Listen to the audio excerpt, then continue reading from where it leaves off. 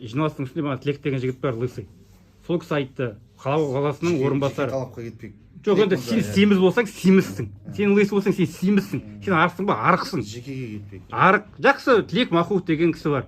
Банағы шашын қырған, былай сипаттаған. Сол кісі сұрақ қойған кезде айтты, ЖХК-ның бірде-бір адамы ол үйде тұрмайды деп айтты. Ол үй тек қана жетімдерге, жесірлерге берілген үй деп айтты.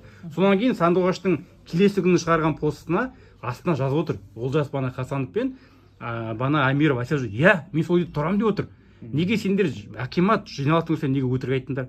Онан кейін ана кісі иә деп мойындап отыр. Мен сол үйде тұрамын деп отыр. Көршілері дәлелдеп отыр. Ол ма, мен тағы бірдеңе айтайын. Манағы Асир бар ғой, Хасанова Асир, өзінің қызметкерлік манағы жұмысының несін пайдалана отырып, көп балалы аналарға угрожает. Менің уламандар, мен ЖКХ-да жұмыс жасаймын, мен сендерді любой момент міндеттен шығарып. Банағы не бойынша? Не масқара? Амирова Асир. Жоқ, банағы неге жиналыстың үстінде осылай видео түсіріп отырдық. Видеода Бана Хасанов кімнің, Олжастың, Амировтың да екеуі де айтып отыр, Амирова Асирді. Біз бұл үйде тұрмаймыз айтып отыр.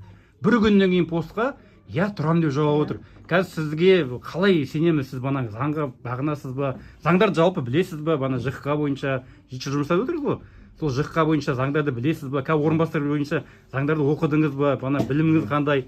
Бұрын вообще біліміңіз қандай жалпы? Басында қандай болды? Менің ең басында бірінші мамандығым бойынша білімімді жерге орналасу үшін бітіргенмін. Одан кейін земельный землеустройство. Так, землеустройство бітірдім. Одан кейін юриспруденцияны бітіргенмін. Так.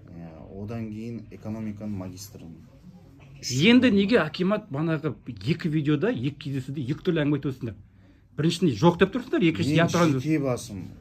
Жеке басым екі түрлі әңгіме айтып отқан мәселем емес. Қазір сіздермен сөйлесіп отыр, мәселені қазір түсініп жатырмын. Айттым ғой, мен 7 жылдан аса. Сіз юристсіз ғой, да?